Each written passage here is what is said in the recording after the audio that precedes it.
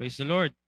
Napakabuti ng Panginoon na tinipon niya muli tayo dito sa bahay-sambahan. And it's a privilege na makadalo talaga dito sa Bible study. And I am thankful sa bawat isa sa atin na nandito sa gabing ito.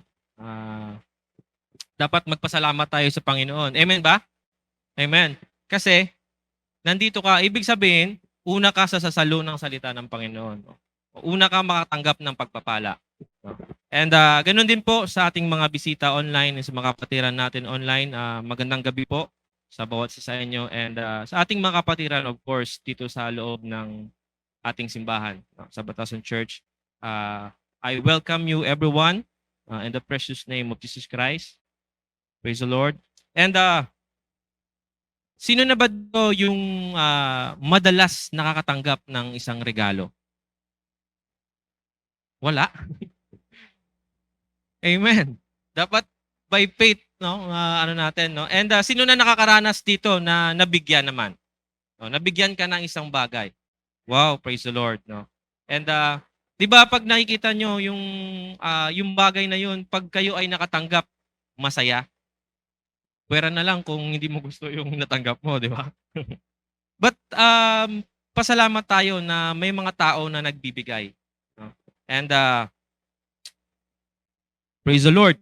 No? And ang topic natin ngayong gabi, it's about actually giving. No? Proportionate giving. Ayan, makikita natin sa screen. No?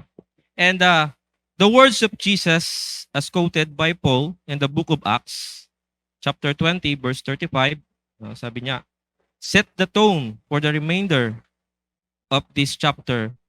It is more blessed to give than to receive. No? And our text for tonight is kinuha natin in the book of 2 Corinthians. 2 Corinthians chapter 9 verse 6, sabi dito, but this I say,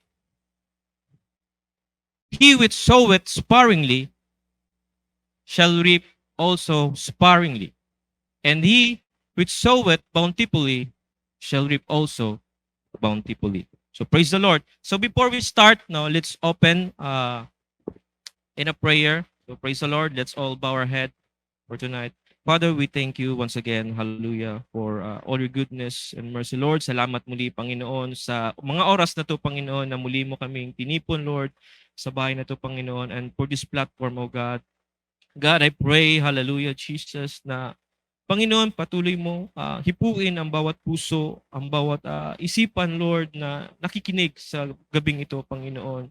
At naway ang iyong salita, Panginoon, ay silbing aming kalakasan, Panginoon, at maging daluyan, Panginoon, ng pagpapala, Panginoon. Lord, hallelujah, buksan mo ang aming puso, Lord, sa pagbibigay, Panginoon, na ang aming pagbibigay, Panginoon, handog sa iyo, Panginoon, o pagbibigay namin ng mga aming blessing, Lord, na galing din sa iyo, Panginoon, ay amin palalo, Lord, na mapalago, Panginoon. God, once again, guide us tonight, Lord. Samahan mo kami sa iyong banal na Espiritu. Hallelujah. At naway, Panginoon, ikaw manguna sa gabing ito. In Jesus' name we pray. Amen. Praise the Lord. Now, dito natin makikita, mga kapatid, sa text na to, na kung ang may tinanim ka, may aanihin ka. Amen ba? So kung nagtanim ka ng masama, syempre aani ka ng masama. Amen? Pag nagtanim ka ng kabutihan, aani ka ng kabutihan. Amen?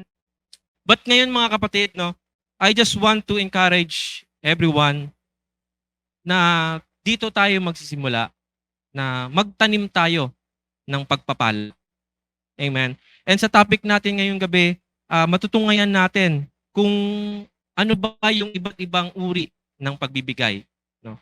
Madalas sa atin ay alam lang natin na magbigay tayo. So sa church, alam natin yung tithes and offering. Amen? And sa ating mga bisita naman, na sa ating pagbibigay pala ay mayroong kaakibat din pagpapala ang Diyos. No? Kasi sabi niya nga sa ating text ngayong gabi, he which soweth sparingly shall reap also sparingly. So praise the Lord. And supporting the work of the church, no, we give different times, no, and different ways. And for different purposes. No? May mga iba-ibang bagay kung paano tayo magbigay at may mga bagay naman kung ano ang purpose nito ng ating pagbibigay. No. Well, we give spontaneously or sacrificially. No? Minsan, sinasacrifice natin yung kung anong meron tayo. Dahil sa urgent need, nagbibigay tayo ng, tawag nito, nagbibigay tayo ng, alimbawa, pambayad mo na yun sa bahay mo o sa tubig. But dahil nakita mo na merong need, nagbigay ka. So praise the Lord. No, while others will make a commitment. No? A commitment to give a certain amount at the particular time according to the Word of God. All we bless in direct proportion to how they give. Sabi nga sa verse, mga kapatid, and sa ikalawang Korinto 9:6, no? Sabi niya dito, ito ang ibig kong sabihin. Ang nagtatanim ng kaunti ay aani ng kakaunti. Amen? At ang nagtatanim ng marami ay aani ng marami. So mga kapatid, no, buksan natin yung ating pag-iisip ngayon. No? Ano ba to ang mga bagay na maaari nating itanim para sa Panginoon? And sa pagdating ng panahon, kung ang itananim mo ay marami, aani ka din ng marami. So kung nagbigay ka ng madami para sa Panginoon, aani ka din ng papala na galing sa Panginoon. Always remember mga kapatid na ang pagpapala, ang mga blessing na natatanggap natin ay galing sa Panginoon. Sometimes, no, we have a lot of resources, but always remember kung sino yung source na yon ng resources na ibinigay sa iyo ng Panginoon. And sabi niya sa 7, ang bawat isa ay dapat magbigay. No? Sabi ito sa Bible, ang bawat isa ay dapat magbigay ayon sa kanyang siya. Maluwag sa loob. No? At hindi napipilitan lamang. No? Dapat sa pagbibigay natin, huwag tayong yung kuripot, yung parang napilitan ka na lang na humugot. But dun tayo sa mga bagay na pag nagbigay ka, dapat full out ka. Pag para sa Panginoon, ibigay natin para sa Panginoon. Pag para tumulong, ibigay natin, no, yung tulong na yon. No? Huwag tayong maging madamot. Sino ba gusto mapagpalain pa ng Panginoon? Amen? O sa ating mga bisita, kung gusto nyo pagpalain ng Panginoon, simulan natin ang pagbibigay. So magtanim tayo ngayon ng pagbibigay. Amen? So praise the Lord. And sapagkat iniibig ng Diyos ang nagbibigay ng may kagalakan. Sabi nga ni Father Ray kanina, God loves a cheerful giver. Amen? Praise the Lord. And ang kadugtong na text sa 8, magagawa ng Diyos na pasaganain kayo sa lahat ng bagay. Higit pa sa inyong pangangailangan upang sumagana kayo para sa mabubuting gawa. So tingnan nyo, no? Nakapagbigay na kayo, bless kayo ng Panginoon, at pinagpala pa kayo ng Panginoon, mas lalo pa doon sa kailangan natin. Sometimes mga kapatid, parang tignan mo parang ang hirap ng buhay, no? Kasi nandun tayo sa pananaw na ang hirap din humugot, 'di ba? But pag binuksan natin ang ating isipan, mga kapatid, na pag meron tayong kailangan tulungan, damdamin nyo sa puso nyo na Panginoon, ito na lang yung kakarampot na meron ako, but dahil inipo mo ako, Panginoon, no? Binigyan mo ako ng desire na magbigay, Panginoon, at nagpapasalamat ako sa iyo. And subukan natin na magbigay. Amen? Praise the Lord. Yan sabi nga sa Lucas 6:38, magbigay kayo at kayo'y bibigyan din. 'Di ba? Unang sinabi ng Panginoon, give and it shall be given. 'Di ba? Hindi niya sinabi na bless mo muna ako, Lord, para magbigay ako. Amen? But sabi ng Panginoon, magbigay kayo at kayo'y bibigyan din. Hustong takal, no? Siksik, mga kapatid, liglig, at umaapaw pa ang ibibigay sa inyo. Sapagkat ang panukat na ginagamit ninyo sa iba ay siya rin gagamitin na panukat sa inyo. Amen? So ibig sabihin mga kapatid, kung ang pagbibigay mo ay parang ano lang, kung saan pa barya-barya lang sa'yo, no? Yung labis lang ba na tinatawag? Parang sukli. Sukli na lang yung ibinigay mo doon.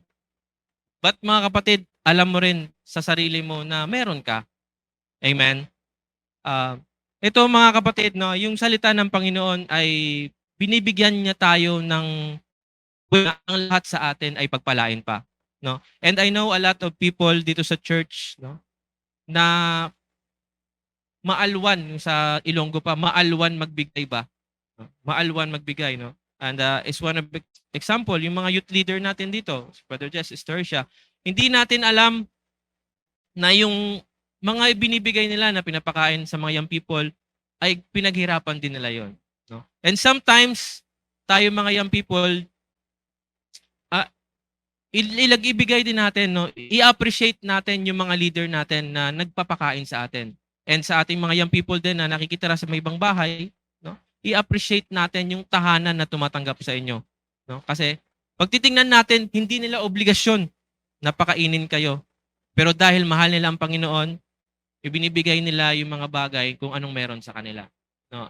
And I am encouraged, no, sa puso nila Brother Jojo and Sister Marivic, no. I am godly proud sa ginagawa nila. Kasi alam ko yung buhay nila eh. Alam ko actually yung sahod ni Brother Jo and yung kinikita nila. But dito mo makikita mga kapatid, no, kahit sa aking sarili, nagnaano ako, parang nanliliit ako sa aking sarili. Kasi may minsan may mga bagay tayo na pwede naman tayong tumulong eh. Hindi lang tayo na tanggap lang ng tanggap. Alam niyo ba yun? Sabi nga ng Panginoon, it's better to give than to receive. Amen? Yung tanggap ng tanggap, ibig sabihin nun, kapos ka sa buhay. But yung nagbibigay madalas, ayun yung pinagpapala ng Panginoon. Ibig sabihin, ikaw ay sumusobra. Amen? Praise the Lord. Sabi nga, no? Next, Gawa 20:35. Sabi dito, sa lahat ng pagkakataon, ipinakita ko sa inyo na sa pamagitan ng ganitong pagtatrabaho ay dapat ninyong tulungan ang mahihina. Alalahanin natin ang mga salita ng Panginoong Hesus, higit na pinagpala ang nagbibigay kaysa tumanggap. Amen? Malinaw po, no? Na higit sa pinagpapala ang nabibigay kaysa tumanggap.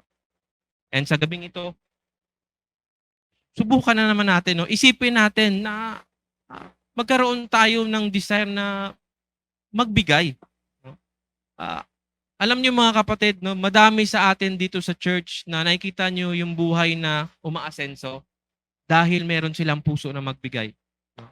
And marami pang nabibless sa atin dahil nahahawa tayo sa pagbibigay. And si Brother Joby, no? Example natin, nag-resign siya sa kanyang trabaho. Eh, magkano lang naman yung kinikita niya before. But dahil sa, I know, alam mo, na before nung nasa church kami, na wala kaming mga trabaho, ang puntahan namin para magapunan, bahay nila ni Brother Joby.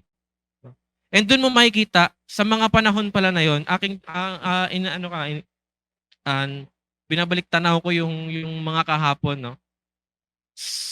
Sa panahon pala na yon, nung mga nakaraang panahon, si Brother Joby at Sister Minalyn nagtatanim na pala.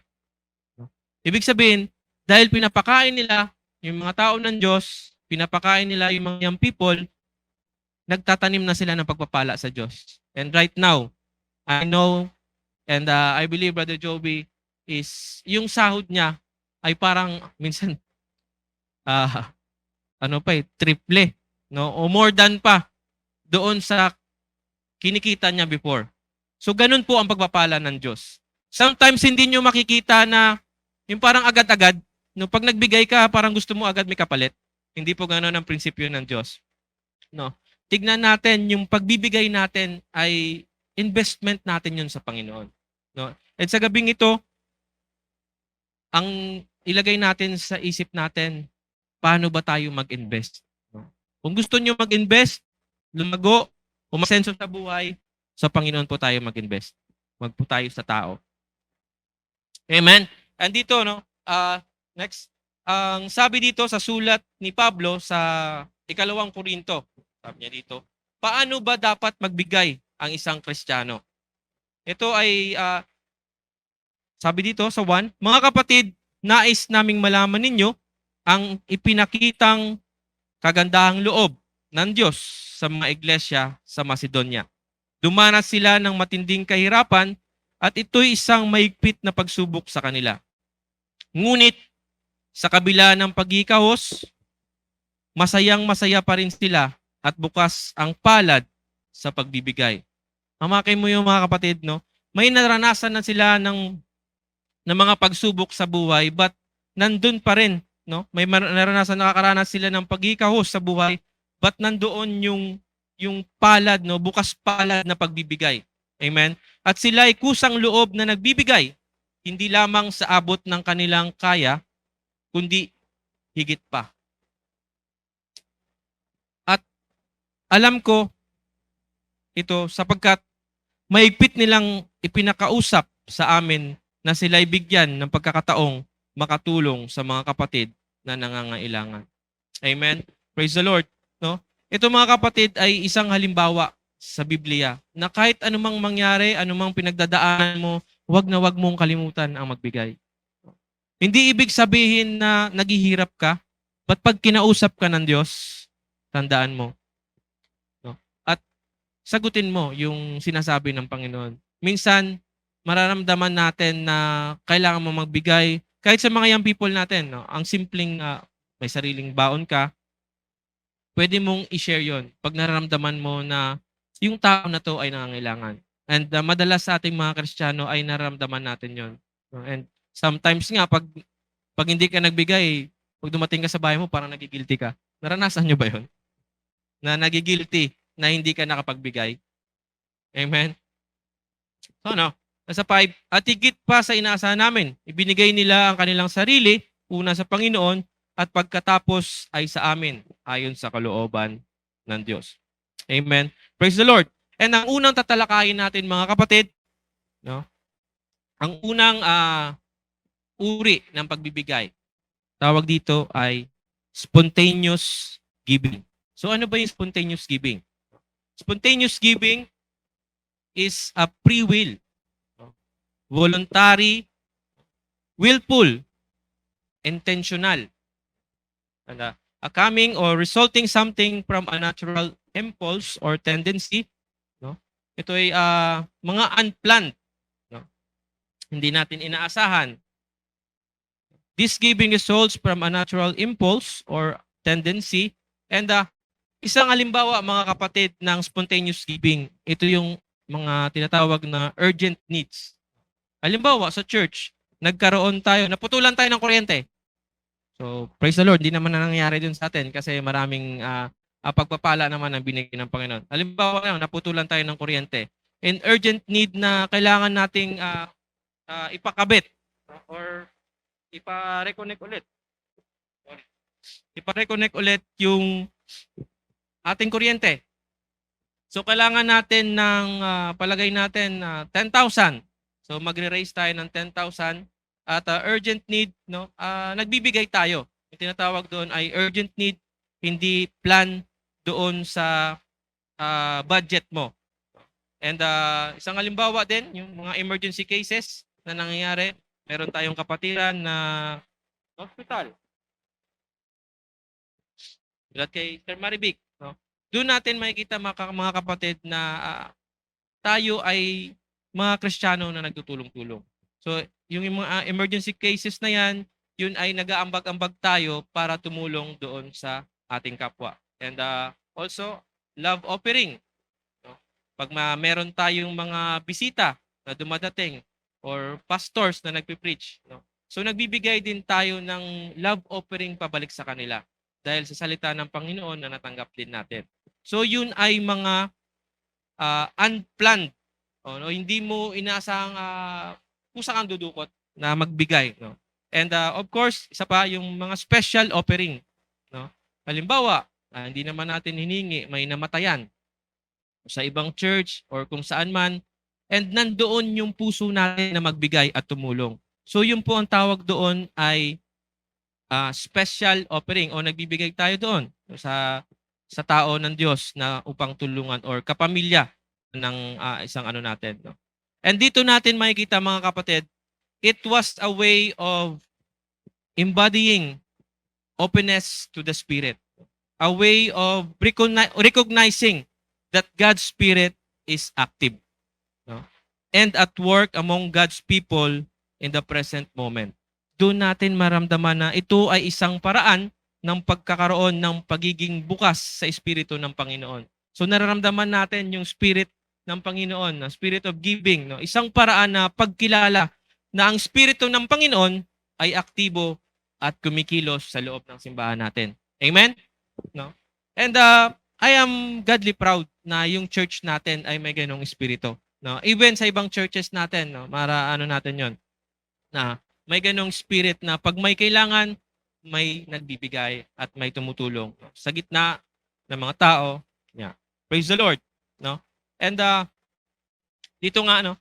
Sabi, a generous people give to see the impossible become possible. Amen? So doon mo makikita mga kapatid, yung mga generous na magbigay, means nabubuksan madalas ang kanilang isipan doon sa mga bagay na imposible, na nagiging posible. Na ito pala ang kailangan na to ay malaking halaga. But nandoon yung espiritu ng pagbibigay, no, sa atin. And yung sa mga generous people na nagbibigay, na lalong tumataas, no, yung kanilang pananaw na walang imposible sa Panginoon pag nagtulong-tulong tayo. And one example mga kapatid, no, there was a little boy, no, offered Jesus his meager lunch. Ibig sabihin, meager lunch yung kakarampot na baon niya o tanghalian niya. In Matthew 14, mababasa natin yan, 14:21, he only had a few loaves and fishes. And that time mga kapatid, alam naman natin na ang Panginoon ay nangaral that time, and Jesus had 5,000 mouths to feed. Kakarampot na tinapay at kakarampot na isda, papakainin yung 5,000 katao. Amen? But in God's hand, it can be divinely multiplied to meet the demands of greater works. Amen? So doon mo makikita mga kapatid, no, yung mga imposibleng bagay, no? Pag pinagtulong-tulong natin at sinamahan ng Panginoon, yun ay nagiging maayos at nagkakaroon ng mabuting gawain. Amen? Praise the Lord. No? And ang pangalawa mga kapatid, tinatawag na commitment giving. So ano ba yung commitment giving? Commitment giving is planned into a budget and is determined after a much calculation and discussion. No? Commitment giving can also be exercised on the local level. One may choose to give a certain amount weekly, monthly, or annually. So ibig sabihin mga kapatid, yung commitment giving, isang halimbawa ay, yung youth department natin. Sa youth department natin, di ba, meron kayong tinatawag na piso per day? Amen ba? Meron? Active pa ba? Praise the Lord. No, active pa. So yun ay commitment nyo bilang isang young people na nagbibigay kayo ng piso-piso. Maliit na bagay. But pag pinagsama-sama, malaki. No? And pangalawa mga kapatid, Sunday school. Di ba? Sa Sunday school natin, hindi mo naman kailangan na pakainin, ikaw lang. So minsan nagkakaroon kayo ng mga teachers, commitment, o may mga sponsors doon na nag-commit para magbigay doon na mapakain natin ang ating mga young people. No? Lalo na sa Kids Day. Amen? So yun ay tinatawag na commitment giving. Amen? Another example, World Mission. Sino dito ay nabilong sa World Mission at tumutulong sa ating World Mission? Taas nga ang kamay. No, sa ating mga bisita, maraming salamat po sa inyong patuloy na pagbibigay at suporta sa ating World Mission. And we know na napakaganda ng output na nangyayari. No? Kita mo, dati ang pumupunta dito mga taga-ibang bansa. But nakikita natin ngayon mga Pinoy naman. No? At doon natin makikita na yung gastos ay hindi galing sa ibang bansa. But tayo mga Pinoy, gawang Pinoy. Praise the Lord. No, doon mo makikita na kaya din ng Pinoy. No? Hindi tayo umaasa sa pagpapala na nagagaling sa ibang bansa. And dito natin makikita na tayong mga Pinoy ay hindi kano. Praise the Lord. No, tayo ay Pinoy. No, and dito natin makikita na ang Pilipinas, no, tayong mga Pinoy ay pinapala lalo ng Panginoon. Kasi kung dati before ay umaasa tayo, ngayon tayo naman, no, ang naglalabas ng effort at tumulong para sa ating world mission. No, praise the Lord. And mga kapatid, no, isang ano din, wag nating kaligtaan, no, yung ating syempre mga pledges doon sa world mission. No, kung gusto natin na marami pang maabot na kaluluwa, magpatuloy tayo na magbigay, no, at tulungan natin ang gawain, no, sa world mission. So praise the Lord. No? And isa pa, building fund. Minsan pag may gusto tayong ipaayos dito, syempre bahay ng Panginoon to. No? Amen. And nagkakaroon tayo ng pledges para ipatayo yung building natin, i-renovate, pagandahin. So nagkakaroon tayo ng pledges. So nagkakaroon tayo ng commitment. No? And isang halimbawa, yung ating annually pledge, 'di ba? So kita naman natin, no, ang nangyayari kung tayo ay committed sa pagbibigay. Before, sanay tayo sa init. Ngayon pag walang ng aircon, hindi na sanay, no, parang init na.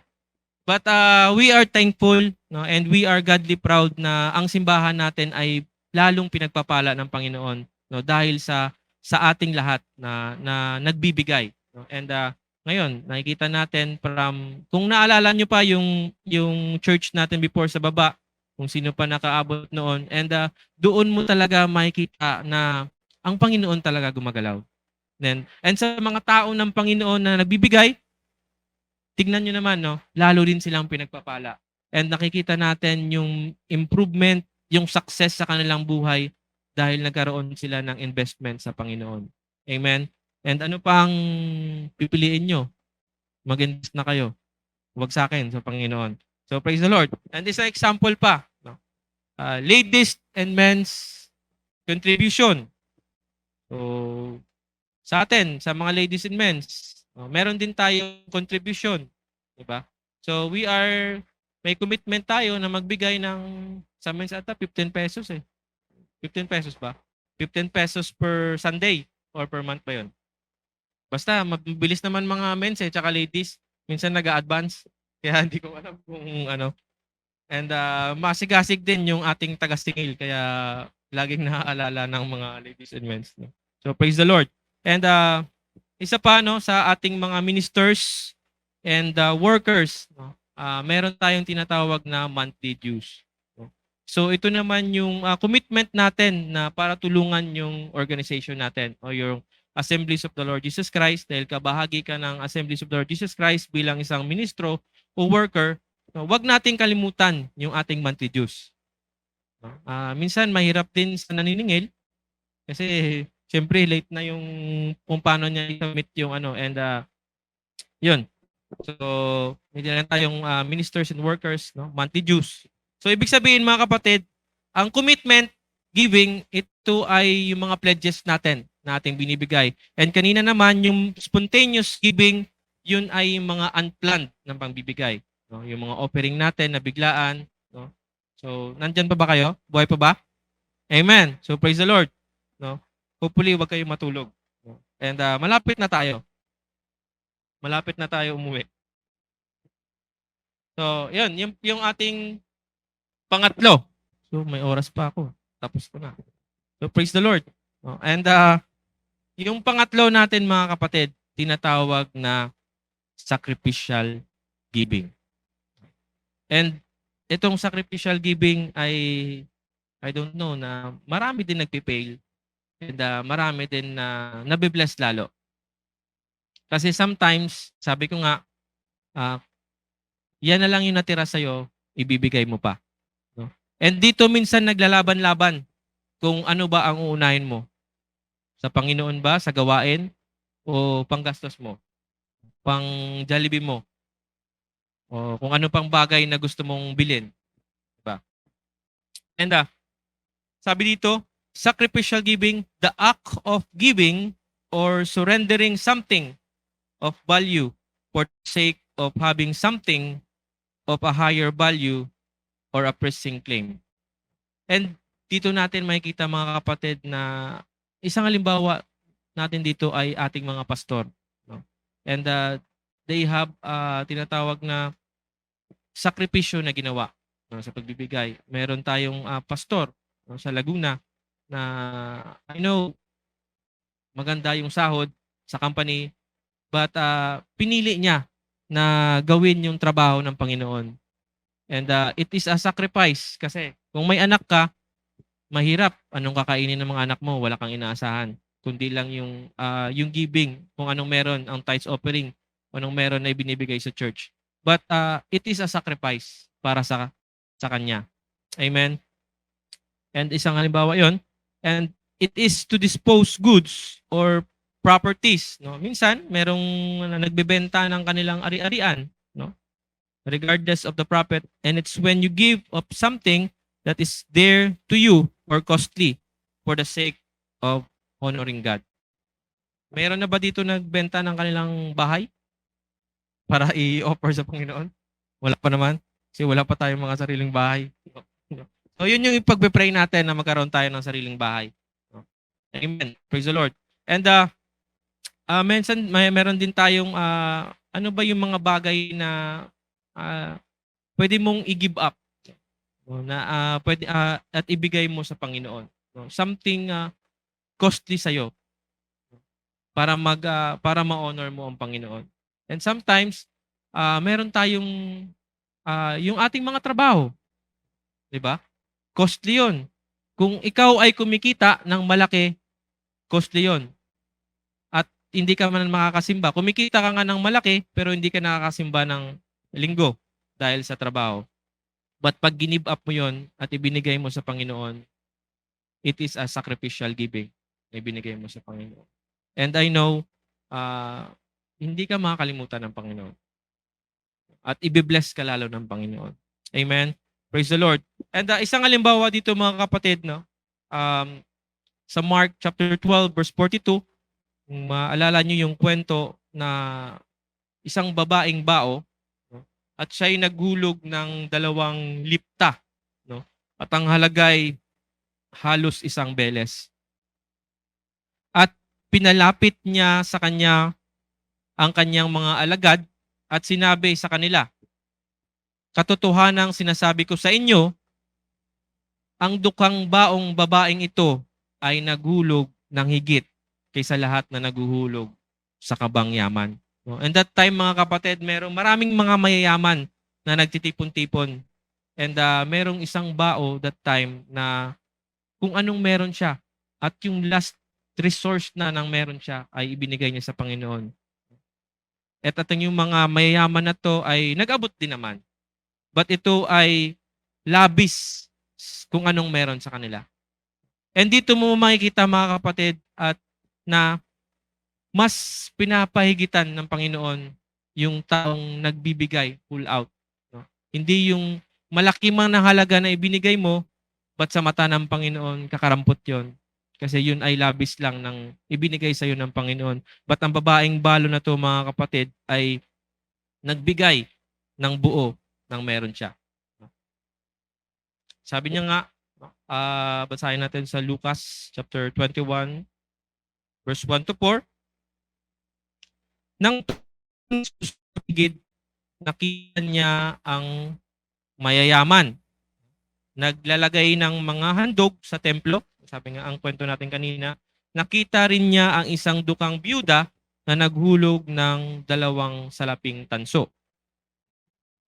At sinabi niya, sa katotohanan ay sinasabi ko sa inyo, ang dukhang babaeng ito ay naghulog ng higit kaysa kanilang lahat.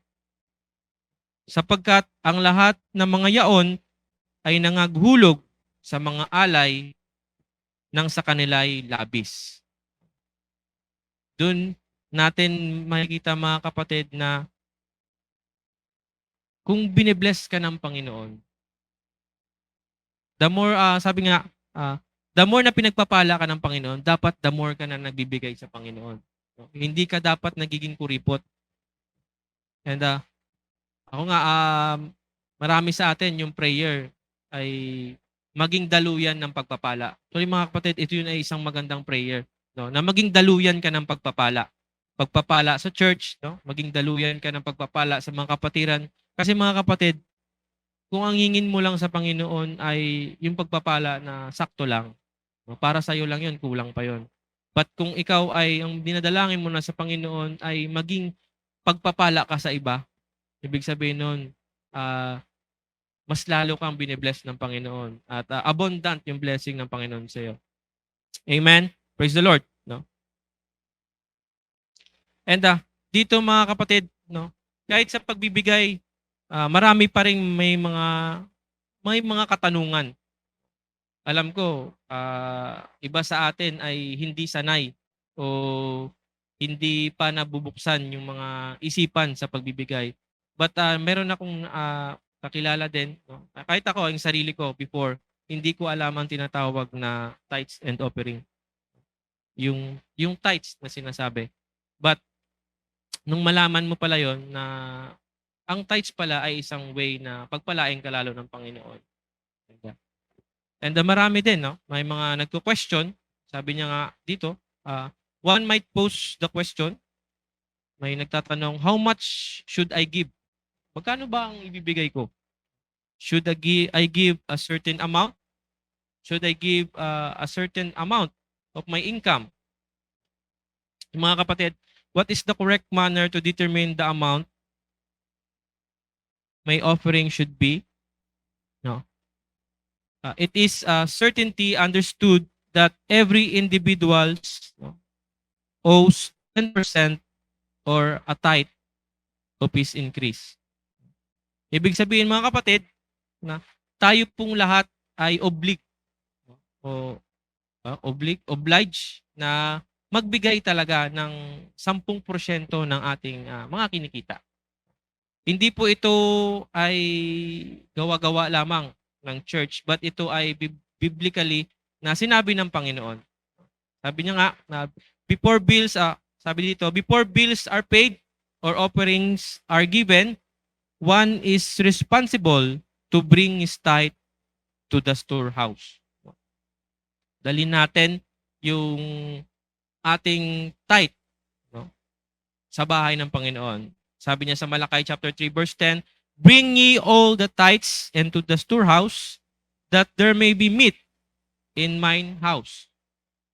And prove me now, herewith, saith the Lord of hosts, if I will not open you the windows of heaven and pour you out a blessing that there shall not be room enough to receive it. Amen. Praise the Lord. And yun mga kapatid ay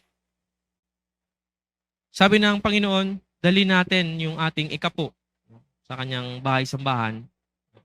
And subukan natin ang Panginoon. Praise the Lord na improve me now, sabi niya. And dito mo malalaman mga kapatid, God refers to those who do not actively engage in tithing. Sabi ng Panginoon, yung mga tao na hindi active o hindi engage doon sa kanilang pagbibigay, yun pala ay ang tawag ng Panginoon doon, mga robbers o magnanakaw. Masakit, di ba? Dugtungan natin ng verse. Sabi niya sa Malakay o Malakayas 3:8, ang tanong ko na matuwid bang pagnakawan ng tao ang Diyos? Matuwid bang pagnakawan ng tao ang Diyos? Hindi, di ba?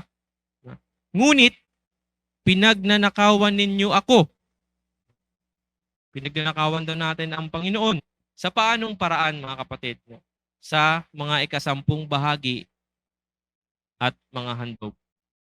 So mga kapatid, alalahanin natin yung ating mga ikapo talaga. No? Huwag nating kalimutan na ibigay sa Panginoon. Kasi kung gusto nyo ng pagpapala at lalong i-bless kayo ng Panginoon, maging ano kayo, maging faithful kayo sa pagbibigay. And I assure you talaga na hindi kayo pababayaan ng Diyos, hindi tayo pababayaan ng Panginoon. And ano pa? Sabi niya, tithing is not an option, but rather an obligation. Yung pagbibigay natin ng ikapo, mga kapatid, hindi to option na pwedeng hindi, pwedeng oo, but it is an obligation natin bilang isang mga Kristiyano na nalalaman natin ng salita ng Panginoon na dapat talaga tayo magbigay. Sino ba dito nagbibigay ng kanilang ikapo? Amen ba? Amen, no? Ugaliin natin magbigay. Ako minsan ay admit na nalilate ako talaga na magbigay. No? But kahit malate man ako, pupunuan ko yan sa sunod na buwan. And I know kasi commission basis ako. So, basta hindi lang ako ma-miss. Kasi alam niyo mga kapatid, pag na-miss kayo kahit isang beses lang, ang hirap ng buhay. No? Sa totoo lang, no? Sa ating mga young people, sa mga nagtatrabaho, no? Sa mga ngayon lang nagtrabaho, wag na wag nyo talagang kalimutan ang pagbibigay o yung tithes nyo. And kaya minsan, akala nyo yung hirap na hirap kayo, may mga bagay lang talaga na dapat i-correct, no? Sa ating mga sarili. No? Yung ating pinagpala ka ng Diyos pero bakit natin hindi ibalik sa Kanya?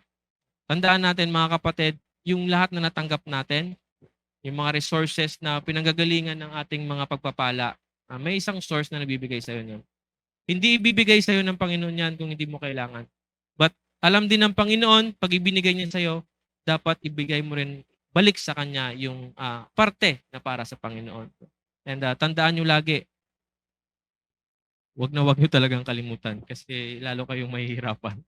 And ako ay naranasan ko yan. Kaya ako sinasabi sa inyo na akala nyo, sabi ko, kung ibibigay ko to, wala na akong panggastos. Yung tithes ko, kung ibibigay ko to, anong susunod na araw ko, anong kakainin ko? But doon mo masusubukan mga kapatid. Sabi niya nga, di ba kanina, prove me now. Minsan, sabi ko, sige Lord bigay ko yung tithes ko. Alam ko naman na kakapusin ako talaga sa mga next days. No? But napakabuti ng Panginoon. No? And kasi, minsan, akala natin wala ka. Alam ng Panginoon ang pangangailangan natin. Alam ng Diyos kung ano ang kailangan mo, kung ano yung pangangailangan mo sa mga sunod na araw, sunod na buwan. And ang Panginoon, mga kapatid, hindi nakakalimot sa taong faithful na nagbibigay. And minsan, may nagpapadala yan, hindi mo akalain. Sa kapatid mo, ibang tao. Kasi ang Panginoon, mga kapatid, ay mahal ng Panginoon ng kanyang mga tao. And suntok sa buwan yun, suntok sa Panginoon yun kung nakikita ng mga ibang mga tao, ibang mga hindi mananampalataya na naghihirap ang kanyang anak. No? Minsan, may mga bagay na nasisisi pa natin ng Panginoon bakit ka naghihirap. Pero dahil lang pala na hindi mo ginagawa yung utos ng Panginoon. Amen ba? Amen. Praise the Lord, no? Ulitin ko, tithing is not an option. Hindi po ito option, but rather an obligation natin bilang mga Kristiyano. Kung gusto nyo pagpalain palalo ng Panginoon, i-bless palalo ng Panginoon, huwag nating kalimutan ang ating ikapo. Amen? Praise the Lord. Hindi ako galit. Nagpapaliwanag lang. Praise the Lord. So, and merong kwento mga kapatid. Isang kwento ng sacrificial giving. And sa ating mga bisita, ikukwento natin, no? Inutusan ng Panginoon si Elijah noon na pumunta sa Sarephat where he had commanded. Doon din na inutusan din ng Panginoon na pakainin si Elijah pagdating niya doon. She had, and that time mga kapatid, ang babaeng widow na to, and alam naman natin kung sa unang panahon pag ang babae na widow wala na talaga, no? Kung pang titingnan natin yung sobrang hirap na ba, yung parang wala kang mga asahan eh. Pag namatay kasi yung asawa mo before, parang sa ibang pamilya na pamilya ng asawa mo hindi ka na rin makakalapit. Parang ano ka na lang, yung solo flight na tinatawag. Time mga kapatid nung pumunta si Elijah sa Sarepta, no? Doon sa widow, na sa utos ng Panginoon na puntahan yon, makikita na naradae na nagagather ng mga panggatong o yung mga sticks para maggawa ng apoy. And that time mga kapatid, nag-request si Elijah na humingi siya ng tubig at tinapay doon sa widow. And isang sinabi ng widow sa kanya, tubig, meron ako, nabigyan siya ng tubig. But ang meron lang ako ay kakarampot na meal o kakarampot lang na harina and langis. And siya ay nagpatuloy na nagpapaliwanag na itong natira sa amin ay huling kung saan pa, pag niluto ko to, huling hapunan na namin to. Hindi na namin alam kung anong gagawin namin. And mga kapatid, sa kwento, sinabi dito, without hesitation, the prophet commanded the woman to prepare the bread for him. Sinabi pa rin, without hesitation, magalit ka kung magalit ka, but sinabi sa kanya ni Elijah, ipaghanda mo ako ng tinapay, no, na makakain. But dito mo makikita mga kapatid na yung obedient ng widow, no, na kahit hindi niya alam kung anong mangyayari sa kanila, ibinigay niya pa to. But alam niya na si Elijah ay tao ng Diyos. Yun lang yung isang pinangangawakan niya, na ito ay isang propeta ng Panginoon. And ginawa niya yung sinabi ni Elijah.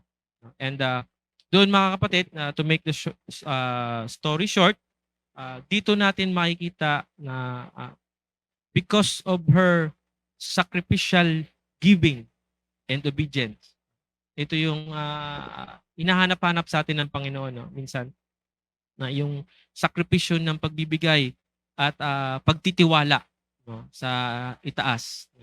God rewarded her by causing her a barrel of meal and cruse of oil to remain full during the time of famine. And doon mga kapatid, no, yung babaeng balo na yon, no, widow, ay pinagpala ng Panginoon. No? During that time kasi ay nagkakaroon ng mahabang famine o yung taggutom. No? Wala, tagtuyot kasi, taggutom. Wala silang makakain na. And yung kakarampot na ibinigay mo, dahil buo mo na ibinigay sa tao ng Diyos, ay pinagpala siya ng sobra-sobra, na ang harina na yon ay hindi uubos at ang langis na yon na panuto niya ay hindi rin nauubos. She received, sabi sa ating text kanina, proportionate giving. She received blessings in proportion to her willingness to give. So, tayo ba ay willing na magbigay palagi sa Panginoon na walang hesitation? Amen ba? So parang konti lang, parang may ayaw. So, tandaan niyo mga kapatid, no, ang sabi nga sa Luke chapter 6 verse 38, give and it shall be given unto you. Good measure, pressed down and shake it together and running over, shall men give into your bosom. For with the same measure that ye met, withal, it shall be measured to you again. Dito mo mababasa mga kapatid, Jesus' first instruction, no, sa text na yon. No, ano bang una nating mababasa diyan? Give. Hindi po yung i-bless ka muna, but give. Some would hold the idea, if the Lord bless me, then I will give. Minsan, sige Lord, pag pinagpala mo ako, magbibigay ako. Pero hindi po ganoon ang prinsipyo ng Panginoon. Hindi po yung ganoon yung principle ng Panginoon. Ang sabi niya, that magbigay ka muna bago ka pagpalain. No? According to the scriptures, Jesus said, give, and then it shall be given unto you. No? At this point, Jesus described in what manner the blessing would be given. He said it would be a good measure. Pressed down, sabi nga, siksik, liglig, at umapaw. Amen. Praise the Lord, no? And dito mga kapatid, no? Bago tayo magtapos, the generous giver will not be a short change. Rather, his container will be completely filled to running over. Pag tayong mga generous na nagbibigay, nakikita ko kasi yan, no, sa buhay na makasama ko sa Isabela, na marami talagang bless ng Panginoon. And doon ko rin nakikita kung paano gumalaw ang Panginoon, no, sa company na yon.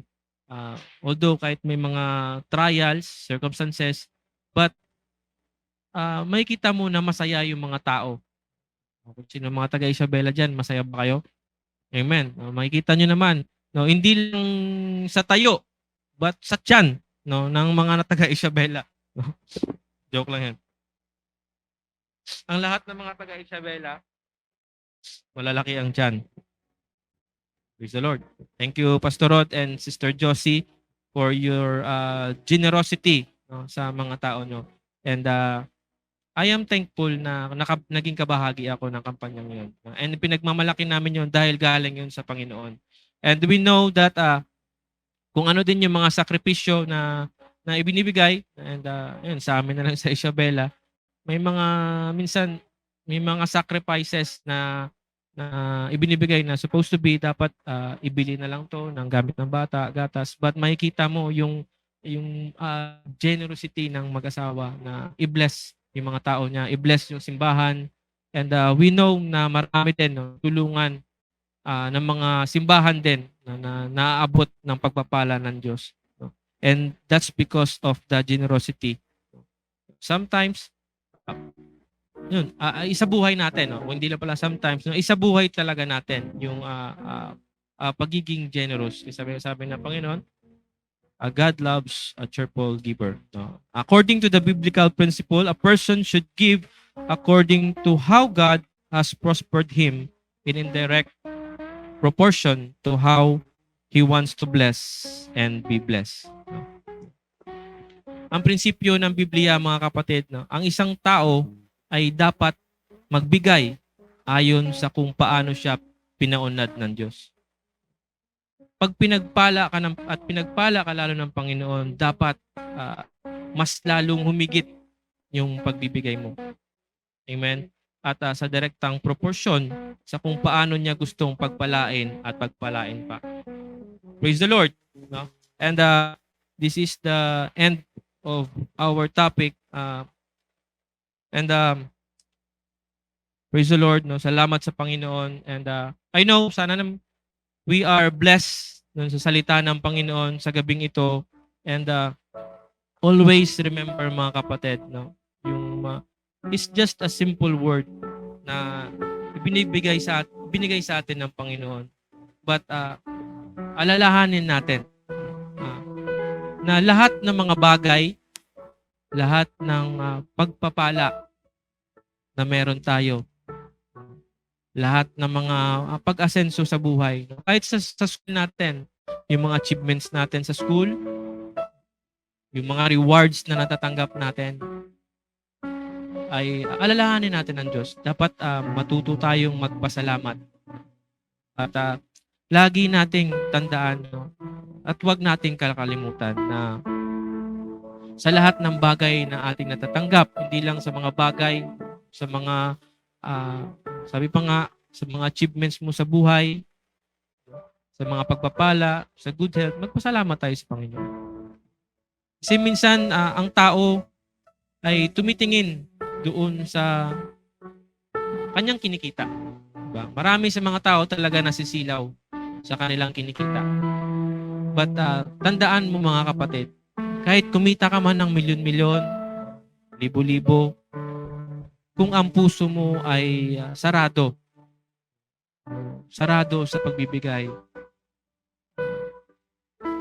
hindi mo malalaman kung saglit lang, baka makaranas ka ng isang sakit, hindi naman natin hinihingi, ay saglit lang ang yaman.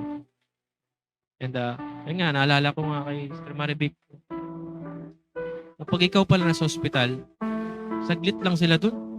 Pero grabe, libo ang bayarin. Kaya ayaw na ayaw ko talaga sa ospital. Parang sobra pa sa metro ng eroplano eh. Yung bill. Sabi ko lang, 72,000 yung bill nyo. Isang araw na nagdagdag, nag-82 na. Grabe. But mga kapatid, no? Doon mo makikita dahil sa mag-asawa, hindi sila pinabayaan ng Panginoon. No? Maraming tumulong, maraming pagpapala, no? Maraming nagbibigay. Kasi mga kapatid, bago pa sila bless ng Panginoon, and I know na i-bless kayo ng Panginoon lalo. And yun nga, bago pa sila bless ng Panginoon, nagtatanim na sila. Sa maliit na bagay, sa maliit na way ng pagtatanim. Minsan kasi iniisip natin, malaking halaga agad na magtanim, tumulong, hindi ganoon. Ang Panginoon po ay nagsisimula sa maliit. Kung marunong kang umawak ng maliit na bagay, maliit na pagpapala, at alam mo kung saan ibalik ito, ang Panginoon alam niya rin kung paano ka palaguin. And sa gabing ito, mga kapatid, no, sa aming mga bisita, why we all stand? Let's worship sa Panginoon. And una, pasalamatan natin ng Panginoon.